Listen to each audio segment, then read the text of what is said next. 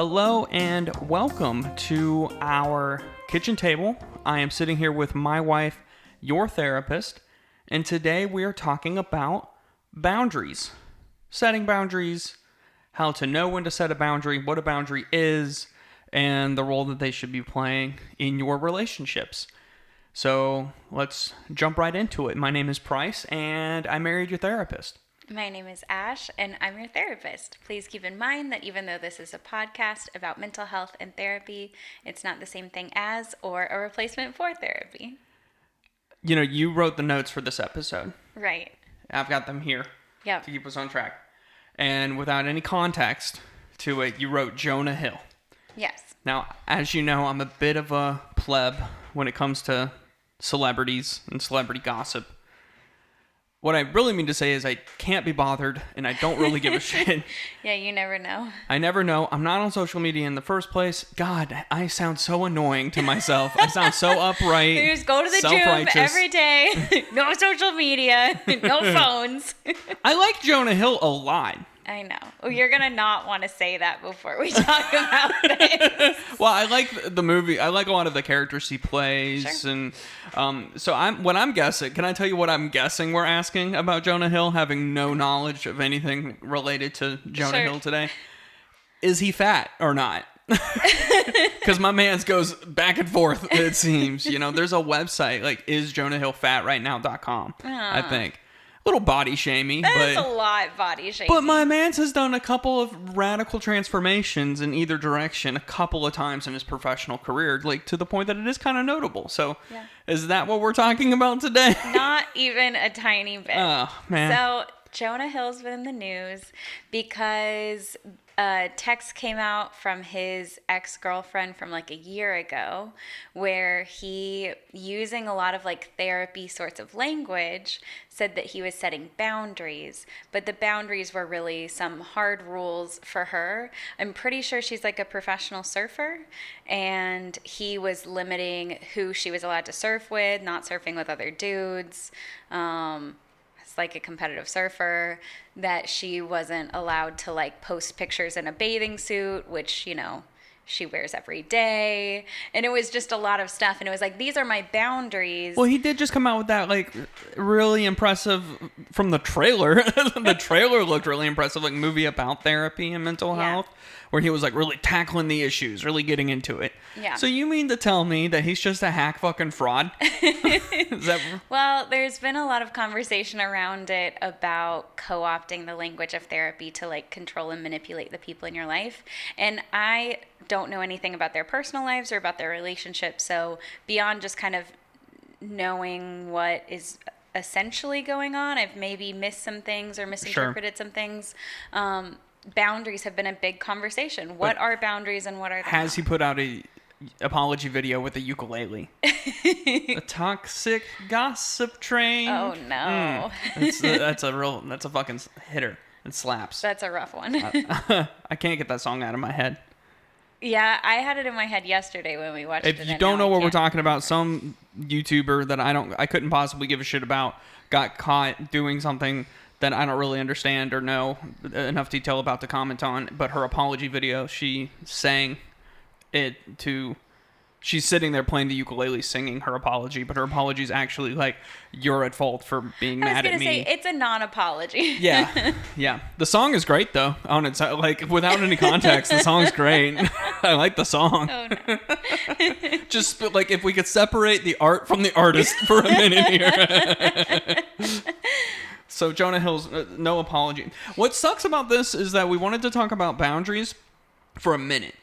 We've been wanting to do this. Talking about boundaries for a week. And so we were just sitting down to do it. And you're like, oh, right, that Jonah Hill shit just happened. And I was like, don't tell me. I want to learn about it during the podcast. Yeah, and now here you are learning about it. He's letting me down a little bit. Yeah. Okay, without knowing the situation beyond what you have just described to me, that like moral superiority that comes with like, I'm setting some boundaries for my own mental health. You can't do X, Y, or Z. Well, yeah, I think that a lot of people have experience with that sort of thing, Yeah. with being told, you know, something's a boundary, something's about the other person, but then it's absolutely about you and what you are or not are not allowed to do. What's funny is that when I look at my life and the growth personal growth that I have seen, a lot of it is directly related to the amount of control that I've wanted to exert over my partner's life. Oh, that's so true. My emotional For both of growth and us. maturity is definitely like milestoned by my willingness for you to like go out and live your life without my direct involvement or comment. Yeah.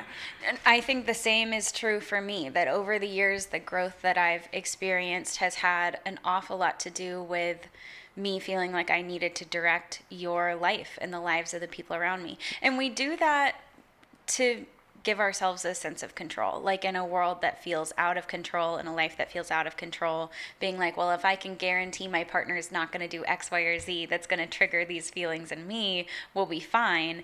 And that, on the surface, I think a lot of us have, well, exactly. I think a lot of us have set Jonah Hill boundaries. I think a lot of us have set those things. And I think it's perfectly natural, even if we didn't use the word boundary. Yeah. You know? Yeah, even if we weren't using like therapeutic language. Yeah, but I don't want you posting pictures in a bikini because I don't want guys looking at you. Yeah. You know, that comes from I'm afraid to lose you. I'm afraid for other men to pursue you and for you to leave me with other men. Maybe that's where that like primal fear is coming from. But I think ultimately it is, I want to be in control. And maybe it feels a little bit more socially acceptable for me to say you can't post those kinds of pictures. Yeah. And I'm looking for any sort of way that I can exert power and control over you. To kind of dictate and control your behavior, right? Absolutely. Or am I off base? No, I think you're right. There's so much, I was going to say, like socially and about our backgrounds in particular, that were about boundaries that were really rules, about like seems like it's for the health and benefit of their relationship, but really it's about what you can and can't do. I've been thinking a lot recently about like modesty and about how I was told I needed to regulate my own dress so that I didn't tempt anybody else around me. And that's a perfect example of a non-boundary. Right. Like, it seems like on the surface a good thing to say, well, if so many people struggle with any number of wanting to like put someone down or harass somebody over the way that they're wearing their clothes, well, we can just take care of that by going straight to the source. You can't wear those clothes anymore. But it's absolutely about control, that those things have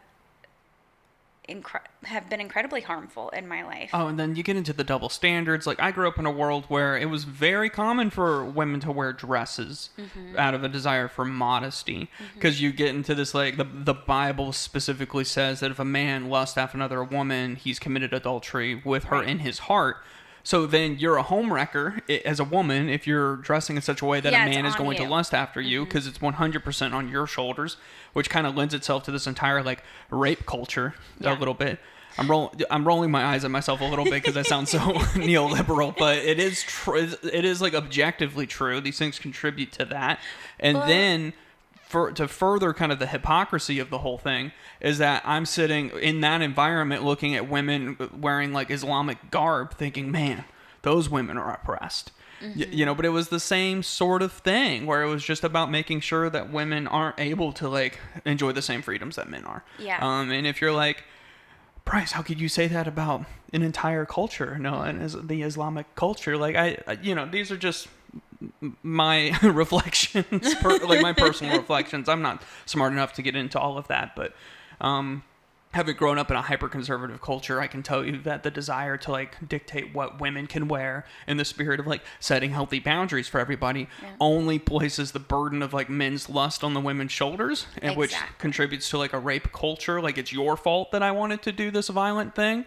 And it's ultimately just about like controlling women, because I'll tell you what, as a man, the scariest thing to me is an empowered woman. I lay awake at night, sweat dripping down my face, dude. Yeah.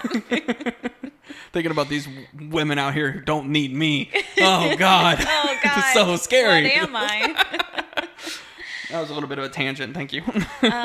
But yeah, that's exactly what happens. And I think the way that we misunderstand boundaries and we try to set these rules that control other people, what we're really trying to do is saying, you know what would help me to be the person I want to be is if everybody else around me made sure that they never set off any emotion in me, that they never set off anything in me. But like, that is yours. Yeah. That is yours, my friend, to be able to notice and to deal with and to come to terms with and to be responsible for. And so boundaries ultimately have to do with ourselves and what we will and won't allow for ourselves. And then other people can have the response to them that they do. And if you're in a relationship and you're able to let go of that, like, tight grip you're holding on your partner, trying to control their behavior so you don't lose them or whatever, and you let go, and then they're still around, and you don't feel like you're having to like box them in to keep them around. Yeah. That's a very empowering fucking feeling, you know? Yeah. Like, you're still here. I don't have very many like boundaries for you, you know, but you're still here, and that's fucking dope, you know? As somebody who... early relationships, I was notoriously controlling. You know, I wanted to have a say in everything that my partner did or my girlfriend did, because I was so afraid and so angry and so controlling in so many areas. I definitely can see that clearly in my life, which is why I like, Jonah, what you doing, bud? You know the word boundary. You're saying the word boundary, but you're not really setting boundaries. You're just kind of looking overbearing, my guy. Yeah. Yeah, it's very, again, it's control to do something like that. And it makes sense why people want to do that. And I think that most of us can relate to falling on either side of that. 1,000%. Yeah. So at what point would it be appropriate for somebody who is like legitimately, in order to date someone, it would make me uncomfortable if that person was on OnlyFans? Mm-hmm. You know, I would not be comfortable if my girlfriend was selling nudes of herself. Let's kind of get a little bit more extreme. You know, is that okay to say that? You know, is that a healthy boundary you can draw? Like, where's the line between like a healthy boundary and an unhealthy one? That would come down to something that you're defining for yourself. So it would come down to something like, this isn't going to exactly encapsulate it, but for me, I'm monogamous. I want to practice monogamy. And here are the things that fall inside and outside of monogamy for me and my definition of it. And what monogamy is like a martial art? Yeah. That's where you have one partner. And then like a poly relationship would have many or multiple partners. I'm joking. Okay. I'm just not sure if somebody has a question. I know that you know what monogamy is. But oh boy, I know what monogamy is, bro. But you're like, I'm monogamous. And what falls inside of monogamy for me are these things, and I can be open about that and express it. And what falls outside of monogamy for me would be a partner who shares like sexually explicit content with other people. And then your partner gets to decide, or your potential partner gets to decide, yeah, I'm also monogamous and also fit these standards, and that works for me. Or I'm monogamous, but like that falls inside monogamy to me. That doesn't have anything to do with my relationship. And then the two of you get to agree if a relationship works between you or not. But it's not saying you are my partner and you must do these things to stay my partner. It's, I'm monogamous and this is something about me, and I want to be in a relationship with somebody who's willing to practice my level of monogamy. Is there a world where Superbad himself, Mr. Hill, could have approached his girlfriend and said, hey, it makes me uncomfortable that you're posting these pictures in these bikinis. I'm not saying he would be in the right to like, but like, what if it did? What if we just accepted that? It here's did make the him issue uncomfortable. about this. She was posting these things before he was in the relationship. She was out here existing as an independent woman. I'm pretty sure my understanding is that his first comments were on bikini pictures of her, telling her how great she looked. Then they got into a relationship together, and then he said, you're not allowed to post this stuff anymore, and that's my boundary. That's like going into a KKK meeting and like, guys, maybe we shouldn't be so fucking racist, you know? Like, I want to hang out with you. and try to change how things are working, you know? Yeah. If you're going to the KKK, you better be fucking racist. That's all I'm saying. I think that's a great analogy. Sure.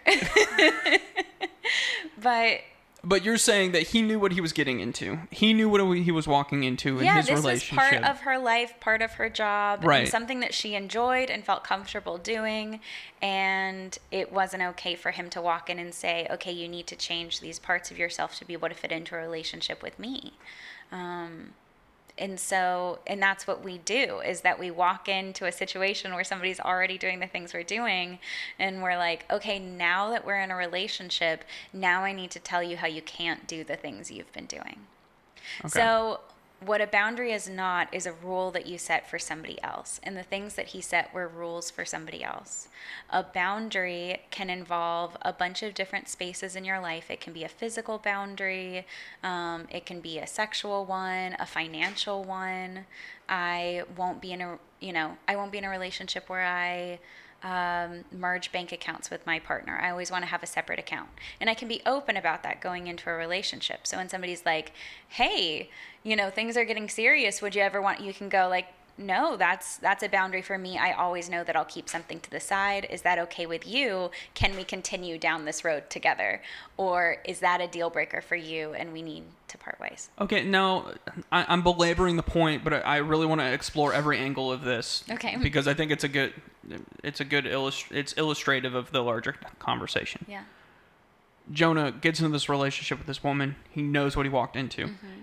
Then he starts seeing these photos going up and the comments that she's getting, and it makes him uncomfortable. Mm-hmm. And he's truly determining for himself that, this makes me uncomfortable. Now, I feel like on its face, it would come across as really manipulative if he was like, hey, look, this is kind of like what I'm learning about myself. Mm-hmm. I'm not sure that this relationship works, unless you'd be willing to stop posting those pictures. Mm-hmm. Now we're back to exactly the same situation.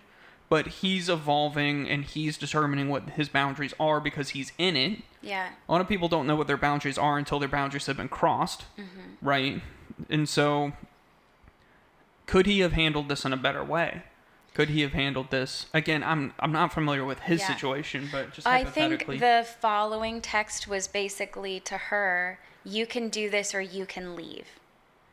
And the actual, I guess, kind of end result is like, he needs to figure out, can I deal with this thing? Maybe I literally knew on paper this is what was happening walking into the relationship, but he needs to do work around, can he allow her to be independent and to have her life and for there to be trust that exists between the two of them? Because everything in life is going to bring up that same feeling in him. There are so many opportunities. Like, he laid out this list about not posting these photos, not doing this. But what if she's just like looking hot with her body covered and somebody comments something? Should she be on social media at all? Should she be accessible to other people in any way? Is she allowed to talk to other men in person outside of surfing? I think at this point, we could agree the only way to determine this is to pull up her Instagram ourselves.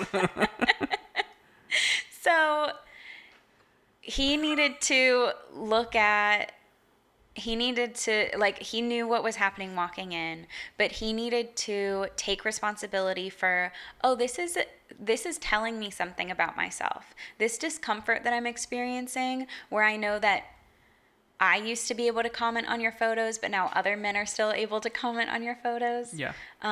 This is bringing up discomfort for me. I need to figure out why, and I need to take responsibility for what's happening.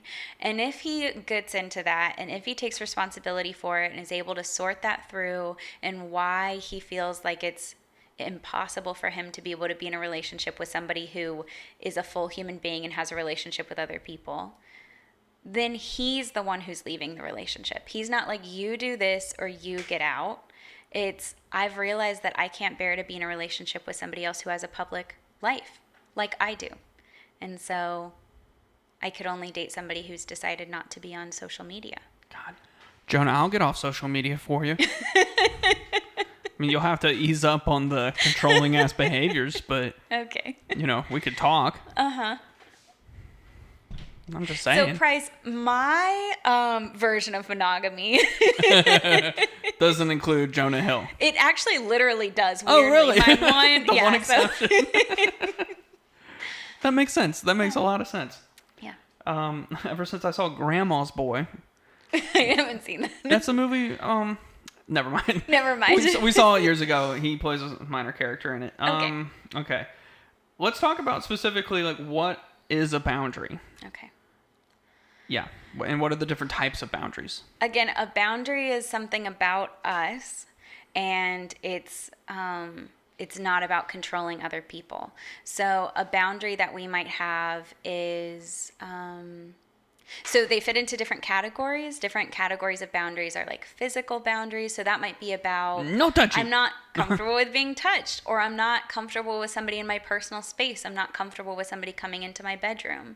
So you invite boyfriend over to the house and you're like, I still have a couple areas in my house that are just like my safe spaces. And we're new in this relationship and I'm not willing to have somebody, ow, Alice, cross that barrier. That's my space. You could have a sexual boundary. Do you have a boundary with the cat biting you? I clearly have no boundary with the cat biting me, and Alice is fine to trample all over any boundary I may or may not have had previously. You could have an emotional boundary. I'm not willing to do like emotional labor for you. So that might look like you have a friend who keeps calling you every night at 3 a.m. wanting to, deal with their anxiety, and you're not getting sleep anymore. And you're like, listen, I can't do this emotional labor for you. I love you and I care about you. And I have an hour a week for us to talk and catch up. And if you want to be a part of that hour with me, great. It's an invitation to this time. But I don't have more than that. I'm setting a boundary around my sleep. I need to be able to sleep 8 hours a night. That's not like you are not allowed to call. You are not allowed to do these things. It's here's what I have the space and room for in my life. It's setting like an expectation for what you can expect from me. Yeah. And being able to clearly define that out loud. I have a family member who will call often, like looking for advice or help with the stuff, and she'll always like say, "Can you talk right now? Are you available to talk?" Like I answered. I answered the phone. Yep. I don't answer if I'm not available, if I'm not able to talk. And I have to keep reminding her of that because that's my boundary. If I'm not available, I don't answer. That's a boundary right there. Yeah, that's about you and your behavior. You can't control if somebody else calls or not. Yeah, I'm not upset that she called me. Yep. I'm not saying you can only call me during these times as if she's supposed to anticipate my schedule. Yeah. Yep. Yeah, okay. I'm with you. Yeah, so it's not prescriptive for her behavior. It's just something that you are doing with your own life that you can let her in on so she knows how to interact with you. Yeah. So how do you set expectations? So setting expectations is part of the process of clearly communicating boundaries. That's like saying, I have an hour a week available for us to be able to catch up. So I'm setting a boundary around my sleep. If you call at 3 a.m., I'm going to have my phone on silent. I'm not going to be able to hear you. But I would love to talk for an hour a week. And when I am able to like answer the phone, I'll pick up. And then we'll be able to talk and catch up. Right. Or you can expect that I'll text you a couple days before and we'll set up a time for us to have a phone call. But setting up expectations around boundaries is important because your boundaries are yours alone. And I think that something that we do is we set a boundary and it's new for other people in our life. And on one hand, like, sure, there's an element of respect for somebody being able to quickly pick up on your boundaries and live into that. But also, like, it does take time. Yeah. And something that I've seen folks get hung up on is wanting people to immediately understand all of the ins and outs of their new system that they've never used before. That's brand new to their own life. Other people don't know. So it's your job to continue communicating. Here's this different thing that I'm doing. I'm keeping my phone on silent at night. I haven't been sleeping well. I need to start prioritizing my sleep. That's a boundary. A couple thoughts are flooding my head. This is probably difficult to establish what your own boundaries are to yourself. Yeah. That's probably a challenge for a lot of people. I'm never really sure that I've thought through my life in terms of like boundaries. Mm-hmm. I know that I have them, but it would take me a while to like think through all of that. Mm-hmm. Then I think it would be hard to communicate boundaries to someone who you are in a relationship with because it's hard to kind of like reset. Yeah. Like, hey, we've been doing this thing for a long time, but now I have like new rules, and you better learn your rules. And then there's also like, how do you approach a conversation in a new relationship where you talk about boundaries without sounding like a complete psycho? Okay, I brought my list of boundaries. Like, ma'am, this is a Subway and we just met. here are my boundaries. So I think an important thing where do you want to start with that? That's a lot of different questions. Let's talk about discovering what your own boundaries are. And not even necessarily a new one, just like what is a boundary that you just currently have that exists that you've maybe never even named as a boundary before, but it is most definitely a fucking boundary. Oh yeah, asking yourself like the things you have noticed you're not willing to do. Yeah, what are those conversations like? And could I set a boundary now that I can't clean the litter anymore? I've been scooping cat turds for years, and I am done. I'm going to set the boundary, too. I think it's now going to fall on the cats to clean up their own cat turds. Oh, damn. We went for full circle, because we know those little shits won't do anything. Oh, man. They're so good at holding their boundaries.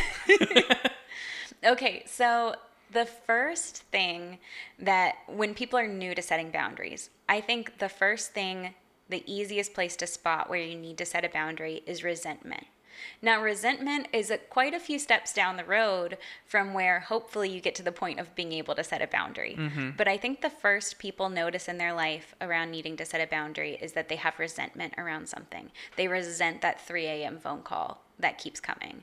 They resent, the drain somebody is on their time. They resent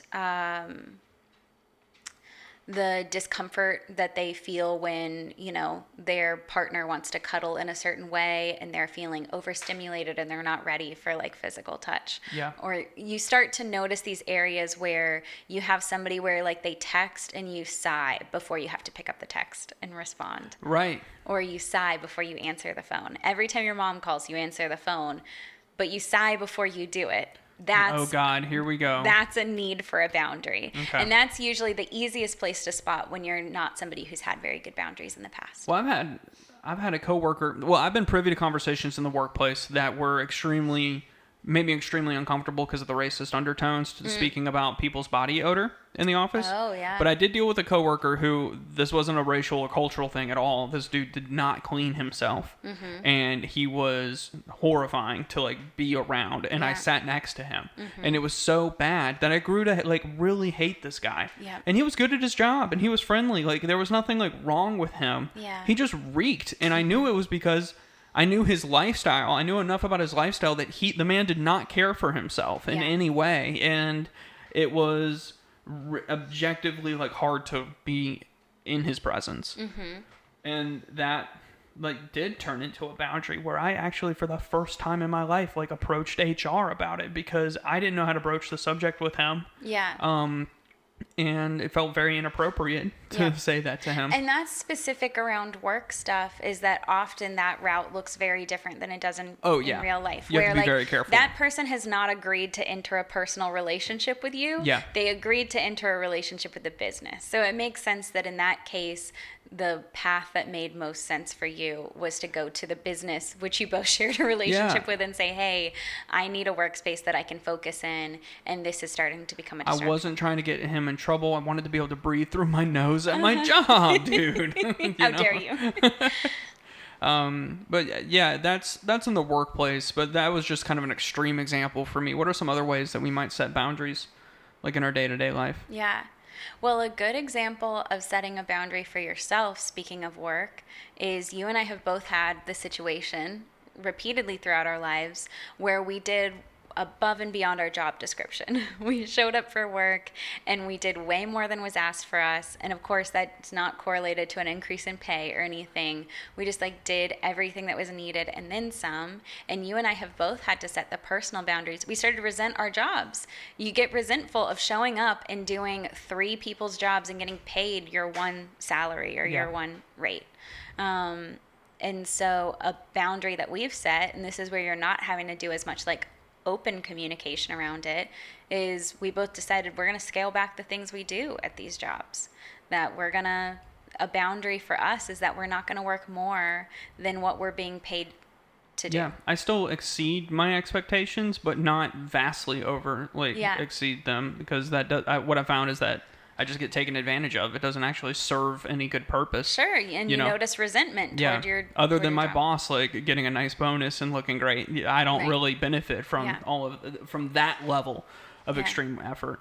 I think like a really common boundary is if you're like watching TV, you're watching something, and somebody swings into the living room and grabs the remote and switches it. What the fuck? That's a boundary. Like, hey, this is my time. Yeah. You know, like that sort of thing is like an unstated boundary. Yeah. So we're staying away from rules, which is you are not allowed to watch certain shows or enjoy certain things or have your own time with the television. This is a shared space in this instance. This is a shared space. We're Right. all allowed to use the TV. That's great. So I'm not saying what you can or cannot do.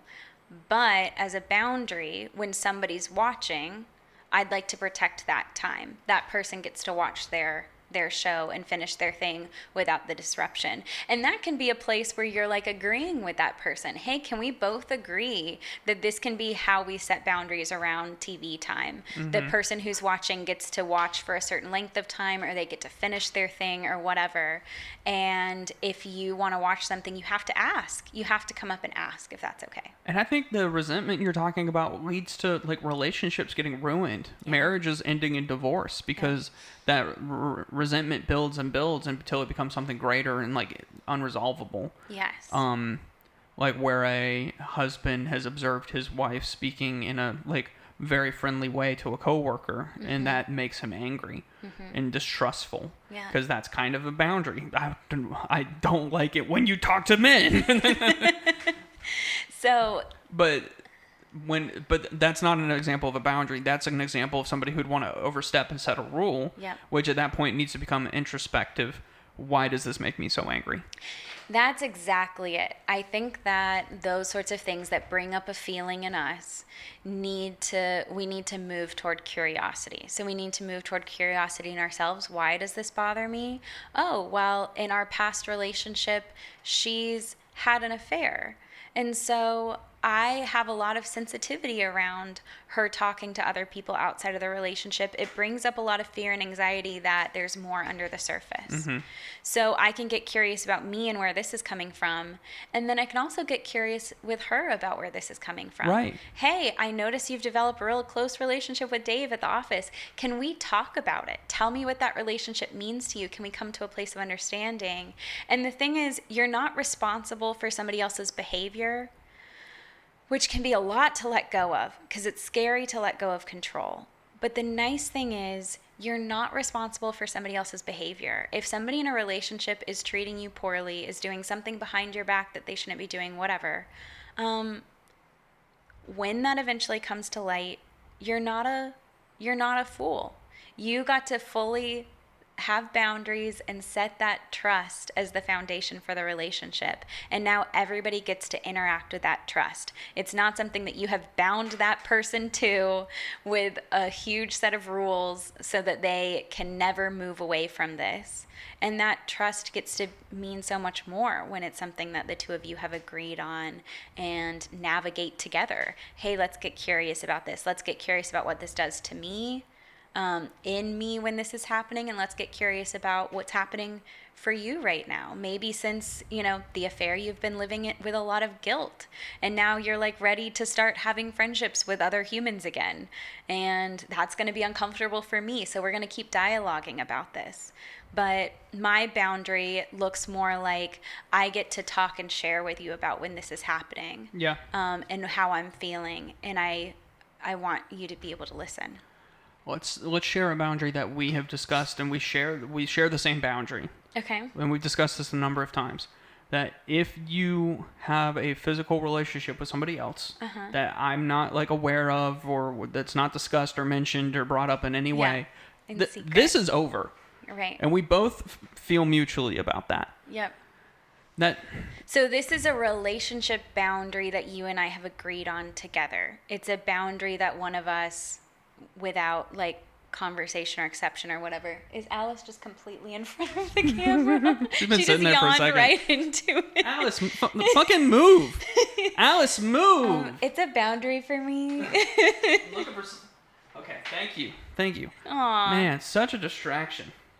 So, it's that undiscussed bit. I think for us, so many things come down to that. When we were doing the unhinged relationship questions, the like gift of being able to be invisible,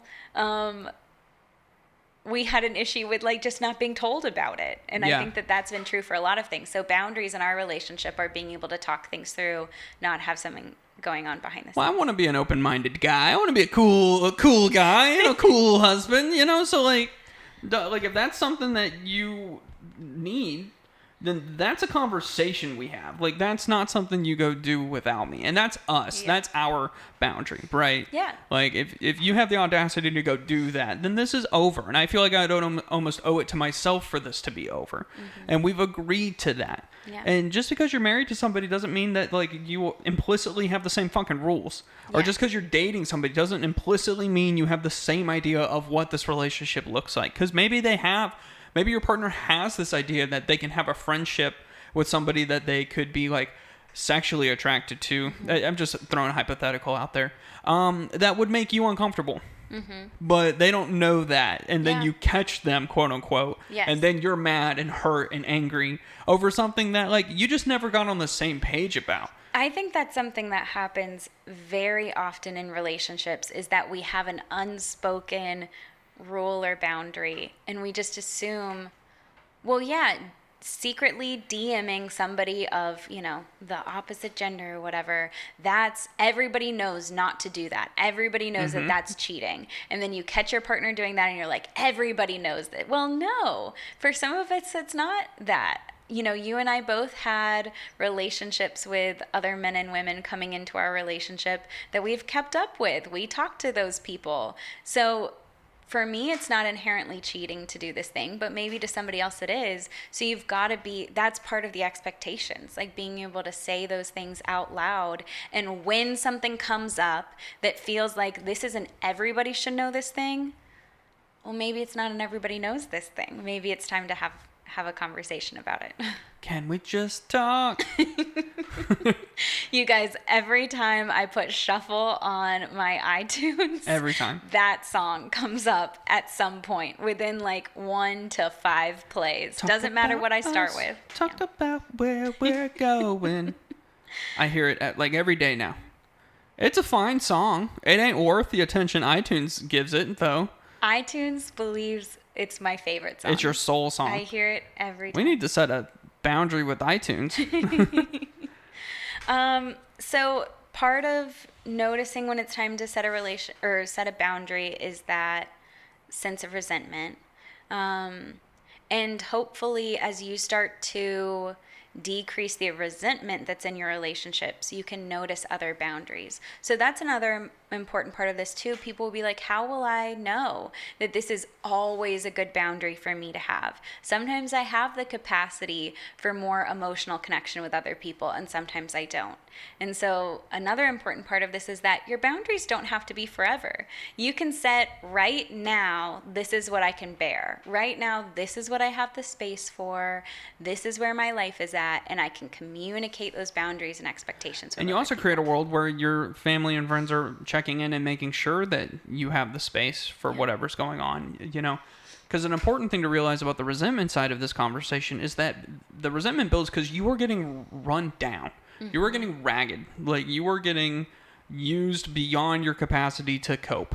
Yeah. And that is creating a situation that is untenable. And so many people let that resentment build and build and build, like I was saying earlier, until we talked about this when growing up, that like you do splat. We called it a splat. When you explode an emotion, and that can look like angry yelling or crying or whatever it is.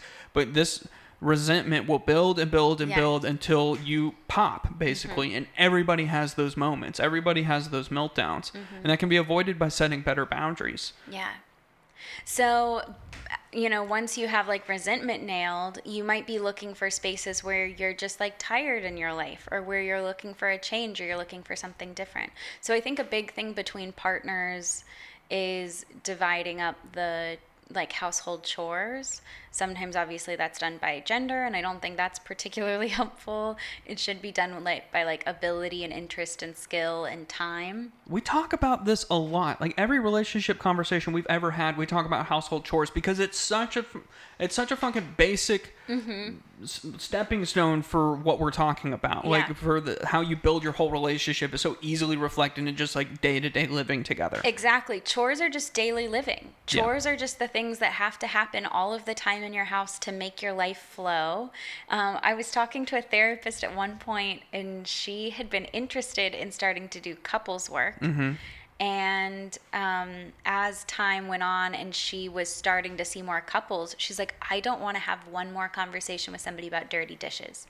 Everybody who comes in my office is talking about dirty dishes. She's like, so I don't see couples anymore. Now I do this other thing. No, she now loves the work that she does. Right. And this is a long time ago.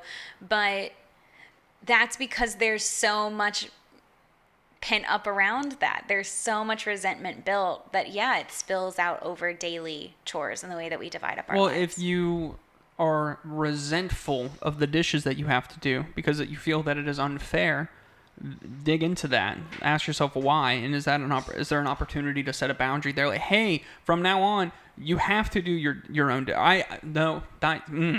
Price, get it together. Rule. I'm not doing anybody else's dishes other than my own from now on. I can't do it. It makes me too stressed out. Yeah. Like, I can't do your dishes, and then you've got to be willing to walk away and let that mess grow.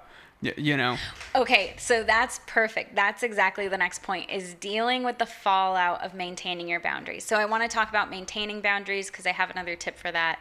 But dealing with the fallout of setting boundaries is a big deal. So one of those things is going to be getting comfortable, especially in something around like household chores, with the mess that this causes. So saying, family, I'm tired. I'm doing everything I can do, and I'm lifting more than my fair share, or I'm pulling more than my fair share of the weight around here. I'm not going to do anybody's dishes but my own. I'm going to just do my own dishes. Well, then you've got to let those dishes sit in the sink. And that's going to be really, really frustrating if you're used to keeping the house together and spotless all the time. And then it's probably going to involve, and this isn't super fair that this is the way that this works, but to get this going, probably your next step is going to be reminding, hey, husband, hey, son and daughter, there are dishes in the sink. And remember, those are yours to do. I've done my dishes. I need you guys to pull in and do this. I need to know when you're going to get the dishes done. Yeah. A boundary in our house is that we now have to have the dishes done before, 5 o'clock, which is when I have to start on dinner. So you can leave your dishes in the sink if you've got something else going on, but at 5, your dishes need to be done. Whatever your thing is. Sure. No, the example comes to mind, but back to the office culture. Customer service representative team that I used to sit next to and work alongside at a manufacturing company. They were overwhelmed with work. They were working, coming in early. Yeah. They were staying late, and they were up to their eyeballs in work, submitting orders, doing requests for quotes. All of this, the very important function of the business. This was like the heartbeat of the business. Without these 3 people, this thing would have fallen apart. I promise you. I sat by them every day. I knew what they were doing. They were carrying the weight of the team on their backs. And they were extremely overworked, and they were desperate to have somebody else hired to their team. And they kept being told, well, don't worry, we'll be bringing somebody else on. We'll be bringing somebody else on. So they kept going the extra mile because they took so much pride and responsibility in how smooth things operated for that business that they would refuse to let things pile up and start to break. We started missing orders or, missing requests for quotes and stuff. They would stay late to get everything done. They'd work overtime to get everything done. I talked to their boss. We worked for the same person, like the sales director, and he told me, why would I hire somebody when they're getting all the work done? Like, all of the work's being done. I can't justify hiring somebody. Yeah. And what they all happened to be women. What these women didn't realize is that they were getting taken to the fucking cleaners. Their dedication to their job was being turned on them. Yeah. So while this resentment was building for them, because they grew to hate the job that they took so much pride in because it was running them ragged. And they kept asking for help, and they kept being promised that the help was coming, but the help never came. And I kept telling them, And this is what you say. Like, this is what you're saying when you say enforce the boundaries. I said, you got to let the shit break. You got to start missing orders. You've got to start letting it fall apart. And when they come yelling at you, say, I don't have enough time in my fucking day to get to everything. And guess what? The next week they'll have somebody in here. Yep, I get paid this many hours. This is what I was able to accomplish in that number of hours. That's what got done. That's why that order fell through. Looks like we need another person. And so that same thing is going to end up happening in, say, a conversation about chores. Yeah. Like, listen, all the dishes were dirty. It's also part of my responsibility to cook dinner. So I wasn't able to cook dinner because nobody else has pulled their weight to do this. Sometimes to enact change, you've got to let some things break. And I think specifically natural consequences. Yeah. It's not needing to take something out on somebody. It's my boundary that I'm not going to go find your shoes around the house and put them by the door anymore, because that's a mental load I've taken on. It's not something I'm going to do anymore. So if you're late in the morning trying to find your shoes, I'm not going to be able to help you. And I'm setting this ahead of time. We're not doing this in the moment. This isn't punitive. You don't wake up, you can't find your shoes, and I'm like, well, I've decided I'm not going to do it anymore. This is, hey, you've just kicked your shoes off, and that reminds me of a boundary I'm setting. I can't do the emotional and physical and time-consuming work of finding your shoes laying around the house and setting them out for you and making sure they're ready to go and gathering up your keys and your wallet or whatever. So I want you to know I'm not able to do that anymore. Now this person gets to have their own response to it. I'm not going to be able to do that anymore. So I want to make sure you might need extra time in the morning to do that. In the morning, if you can't find stuff, I'm not able to help you then. I won't be available. Yeah. And I just think about if your life is about making your kids or your partner's life as easy as possible at the expense of your own health and well-being. You put your mask on first if the plane's going down. You know, you have to take care of yourself. If your goal here is to be a servant in a loving way to servant's not the best word for what I'm talking about, but like a help. That's such our like Christian background. Oh God. I mean, oh Jesus. Oh fuck. If you're really trying to be a help, a true help, and a loving presence to the people in your life, you've got to make sure that the things you're doing for them you want to do. You're not helping anybody by running yourself ragged, making sure that every single need is met. Not only will it erode your physical health, it'll erode your mental health, and it will erode the relationships of the people whom you are trying to love in the first place. Yep. You have to set boundaries. Yeah. I'm doing laundry tomorrow at 3 p.m. And if your stuff isn't in the hamper by then, I'm not going around the house to find it.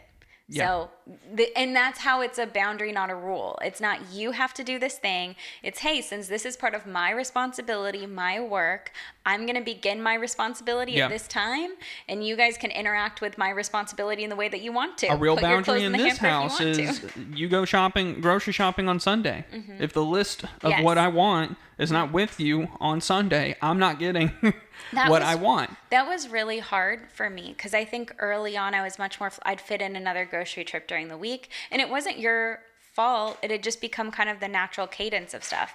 But at some point I was like, if you don't tell me what you want by this time, I just won't be able to get it at the store, and you'll have to wait until next week. And that hurts you because you're like, you want to take care of me. But if I'm not arriving to the table in our relationship to give you what you need so that you help me help you. Right. So that I can literally do this task that feeds both of us. And the same, that this isn't just a one-way exchange, that goes both ways. The biggest boundary that you've set, or the most significant one, was around my drinking. Back when I was having serious alcoholism. This was a really hard boundary for me to set. I didn't like this, and it brought up a lot of feelings for me. And I had dealt with your drinking by trying to control you. I had dealt with your drinking by trying to say, well, you can't have more than this, or you have to tell me how much you're having, or you need to do, I just had a bunch of rules to try to cope with that because it brought up very uncomfortable, fearful anxiety in me. Yeah, but you were making sure that I was drinking water and taking aspirin the night before so I could wake up and get to work. You were holding me together so that I could exercise this incredibly destructive habit. Yep, classically codependent. Yeah, and you were making it possible for me to do that. Yeah. Or you were making it possible for me to have a somewhat productive life and also drown myself in booze. Well, I was very... And hear me, it's so important. I'm not blaming you for it. I'm just saying that when that boundary shifted, that shit changed. Yep. Big time. Yeah. Well, I was trying to control the outcome. What I wanted was a partner who woke up on time to go to work and who, we had both invested our time and energy into your career at that point.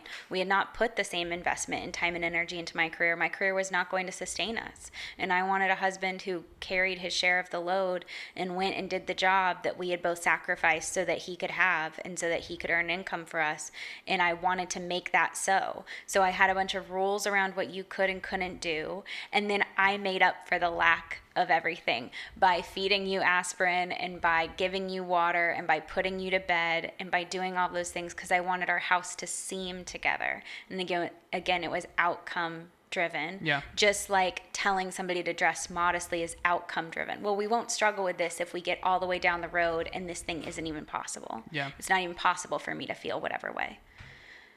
And I didn't want to feel uncomfortable and anxious that like our life was going to fall apart, which is what I was afraid of. And so instead I dealt with the outcome. And when I started setting boundaries, which I didn't want to set, but when I started setting boundaries, You were letting go of that, like, control of the outcome. I was letting go of, you might not get up for work and you might fail at your job and the outcome might not be the thing that I want it to be. Yeah. But I've got to let that happen.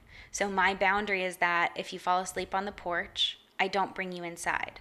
I hated that. I was so embarrassed that somebody might think that we had a home where somebody was struggling with drinking. Like, I was so embarrassed that somebody might see then something, that you might be late for work or whatever. But we did have a home where somebody was struggling But we with did drinking. have a home where somebody was drinking. We did have a home where somebody was struggling with that. And my keeping up the appearance, trying to control the outcome didn't help. And so my boundary was that I didn't do those things for you and I didn't fight with you when you were drunk anymore. If you were going to be like unkind when you were drunk, I wasn't going to interact with you. And so that wasn't about you can't drink and you can't be unkind. Those are rules. It was about me. Yeah. I'm not going to interact with somebody who's being unkind to me or somebody who's very drunk. I'm not going to bring in somebody when they fall asleep on the porch. I'm not going to feed you Tylenol and water and put you to bed anymore. And you immediately suffered the consequences of your actions. And It's rough. Yeah, I didn't like doing that. I was really worried about what might happen. And I love you. And I wanted you tucked into our warm, safe bed. And I didn't want you to have a headache the next day. Like, I also didn't want you to have the consequences of your actions. Yeah, but I had to deal with the full breadth of those in order to wrap my head around the damage I was doing to my life, and Yeah. And seeing you take a step back made me realize, like, oh, I'm going to, like, this marriage is going to be over if I don't change, Yeah. Because you're taking steps away from me because my behavior is, like, that toxic, Yeah. And that's where the, like, boundaries change over time. So then if you weren't, making it to work, if the outcome was starting to change, that might have been me setting more boundaries about how I was willing well, to be for in a some reason, relationship. I mean, I'm sober now, but if I fell asleep on the porch for some with some weird fucking reason, you'd come get me. You wouldn't be like, well, I have a boundary about guys who fall asleep on the porch. Yes, exactly. Now those boundaries are very different. If I worry about you having a headache, I'll be like, Price, here's some water, here's some Tylenol. If you're trying to envision why we're talking about me falling asleep on the porch, you need to picture this small house in this, like, rural area. I can't say that word. Rural area in North Carolina, and you just envision me sitting on a rocking chair screaming at kids in my little neighborhood. That's all you need Get to... off my grass. Get off my fucking grass! That's all you need to really wrap your head around. Yeah. That was a really... it felt like really extreme boundary setting because the outcome felt so dire. But again, it wasn't working. And the resentment was building. I was resenting that you continued to make these decisions that I was trying my best to shield us from the consequences. Well, the reality that's is ridiculous. I did not see everything you were doing for me. Yeah. I took that for granted. I did not see it. It took it being removed for me to understand everything that you did, you know? And it might be... Oh, sorry, continue. Just like we've recently had the opportunity to, like, spend time with guests who stayed in the house who are a little younger and maybe mom cleaned up after them. And, for them to discover that, like, we're not their fucking mom and we're not going to clean up after them is like, Oh, I didn't really take it for, I took a lot of that for granted. Like Yep. people who like maintained the house that I lived in for me. And the thing is, every bit of like cleaning up after somebody or doing all of that it's taking up your time, your energy, your mental planning. It's all this stuff. You notice every single moment of that. Yeah. The other person No. is not thinking about it. Not at We all. know that our brains miss what's absent. So, like, our brains have an easy time spotting something new in our environment and a very hard time spotting something missing from our environment, because that's not really the way. Some autistic folks are going to listen to this and go, I know, and I feel you. But in general, our brains don't miss what's absent. And so if they're just not having to do the work of cleaning their own dishes or doing whatever, they're just not noticing. It's probably not that they're like, ha ha ha, I leave my dishes in the sink. And they're just not, the dishes are gone and then, or the dishes are there and the next time they come Yeah. back, the dishes aren't, and they don't ever think about it. Yeah. And the same thing can be true, like, if you see your partner engaging with other people in a way that makes you uncomfortable, you know, you need to be asking yourself, like, why does that make me uncomfortable? Yeah. Or if I feel like it's not fair that I have to do all these dishes, like, this conversation starts with, like, asking yourself why. Like, Yeah. why does that build resentment? Yeah. You know? And oftentimes it'll be because something's misaligned within you, and you need to do some work to, like, get to Yeah. a better place. But other times it's, hey, this isn't fair. These dishes aren't fair. But, Yeah. you know, the problem solving with another human being starts with communication. So if Yeah. you can kind of understand where you're coming from, then you can go communicate, like, hey, I saw you talking to that guy and it made me a little uncomfortable. Can we, like, talk through that? You realize And how can much I- trust you build and, like, authenticity you build, like, right then by Yeah. saying something like that? Yeah. You know? Yeah, can I tell you about how I've been hurt by this in the past, and I'm bringing this fear into this relationship, and it's not yours to deal with, but I want to express this to you so that we can work together to figure out what to do. That's a mature, Yeah. rational, thought out Yeah. conversation starter for I meaningful know, growth. Exactly. I no longer have the bandwidth to do all of the household chores. Yeah. My work is getting busy, or my life, or my, whatever's happening. I no longer have the bandwidth to do this. Let's have a conversation about how we can all pitch in. What are the things that you can, you can And maybe help the boundaries, like, you know, I love doing all these errands for the family. But like you said, my work schedule's going kind of blowing up. I'm unable to, like, this is now a boundary that it has nothing to do with, like, my feelings on this. It has Yeah. to do with, like, the reality of my Right. schedule. There's a literal hard boundary around my time, which is that there's not enough of it. Now Yeah. we need to figure out what to do. Another thing about dealing with the outcome of setting boundaries is dealing with disappointment in people who were used to you doing those things for them. And something that I remind people of is it's not your job to keep others from their own disappointment. And disappointment is actually a really important step that we go through on our way to changing our mind about something. That we have to go through the discomfort of that. Me running around and making sure that we were avoiding the consequences of your drinking was me. Oh my gosh, I just lost my place. You didn't want to disappoint me. Yeah, I didn't want to deal with the fallout of how you might feel about me no longer doing those things. But it's important to go through that. It was important that you started to get upset with how much your drinking was impacting us. Having, somebody now be pitching in with other things around the house, it's important for that person to go through the process of like, man, my dishes used to be automatically done, and now it takes time and mental effort in my day, and that's frustrating. And you, as the person who's been doing it this whole time, can be like, it is frustrating. Now it's still your responsibility to do, but you can feel frustrated about it while you do it. I can't, control your feelings about it, but it is an important step on our way to doing that. If you're setting a boundary with your parents, if your parents expect that, mom expects that she gets to call and talk to you for 3 or 4 hours, and now your adult life is to the point where, like, you don't have the time for that, or emotionally that's a lot for you. Maybe it's a difficult conversation every time. It's okay for your mom to go through the part of her disappointment that's like, I used to be able to call and talk for Yeah. 3 or 4 hours at a time, and now I can't do that. You don't have to take that away from mom. You taking that away from mom negates the boundary. You're not going to be able to set one. So I think to kind of summarize a lot of what we're saying here, to evaluate whether or not you need to set a boundary, you're looking for resentment. You're on resentment beach with the resentment detector. Beep, beep, beep, beep. Is that what? Yeah, that'll be the first big thing that you'll notice. That's funny. What do metal detectors sound like? I don't know. Like, I'm a nerd. I'm a nerd. I'm a nerd. I'm a nerd. I like garbage. I like garbage.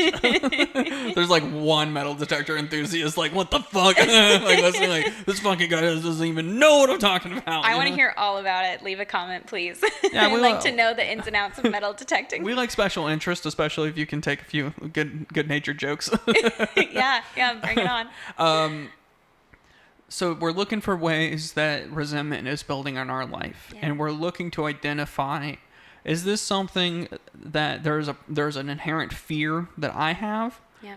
That's like, I don't want to lose a partner, or I don't want somebody to be upset with me. Yeah. And how can you change your inner monologue about that to kind of like address that? But then ultimately, like, if you do have a boundary there, the best way to communicate that is like directly and Openly and early, proactively, to the best of your ability, getting to say those things ahead of time. Again, the like, hey, tonight as you're kicking off your shoes and leaving your wallet somewhere, I want you to know I'm setting this boundary. Not the next morning when everybody's in a panic and you haven't done your normal thing, saying, oops, I don't do that anymore. And I think an unkind way to do that is like, hey, person I've been in a relationship with for 8 years, I have a new fucking boundary. So listen up.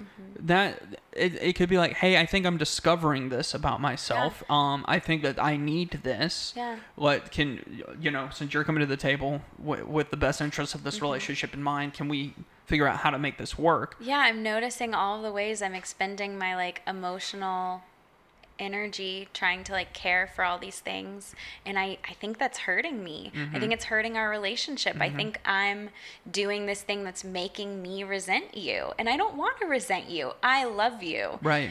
Here's what I've decided to change in my life. How can we come together to make that possible?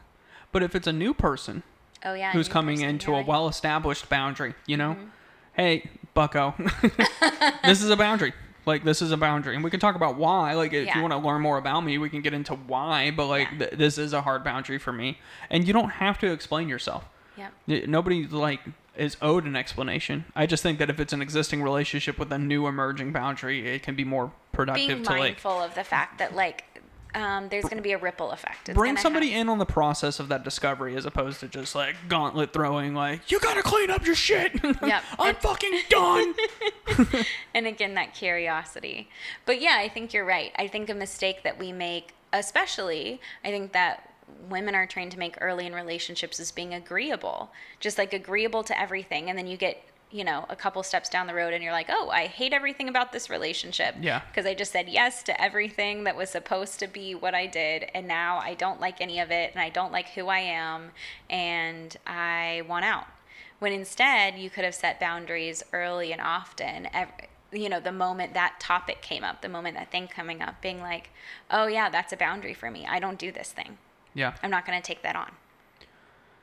Well, I think that about wraps us up. Any other boundary thoughts that you have? Yeah, I have one bit of encouragement for folks that are setting boundaries. It is really hard to set boundaries, and especially if you're been a people pleaser or you've been trained that what is good about you is that you don't have any needs and you don't ask for anything from anybody. It's going to build up a lot of anxiety in you to be talking about these things. Even if that's not your background and you're just new to setting boundaries, they're difficult. They're tricky. You're going to say the wrong thing. Somebody's going to get upset. You're going to deal with other people's feelings. That's okay. That's normal. My encouragement is that a lot of times with setting boundaries, we look all the way down the road. And again, we're looking at the outcome. And we're like, this is where I want to get to. And I feel so far away. The very, very good news that I have for you is that it's going to feel better sooner than that. That the first boundary is going to give you a little bit of wiggle room in your life. Yeah. You're going to catch your breath a little. And then you're going to work up to setting your second boundary. And that's going to give you even more wiggle room. You might even start to notice that there were some things you thought were completely untenable that you're like, I have the capacity for this now. Yeah. I was so amazed. I felt like setting boundaries or not setting boundaries kept me being a kind, nice person that I wanted to be. And then if I set them, I wouldn't be that person anymore. Yeah. And what actually happened is that I started setting boundaries, and I had so much more capacity to be the things I love about myself. I had so much more capacity to be kind and to when you take time quit with people. supporting, quote unquote, the drinking, I think you immediately felt better before my drinking habits changed. Yeah, it was such a relief because I had been trying to control, and I couldn't. Yeah. And letting that go was like, oh my gosh, I just get to love Price.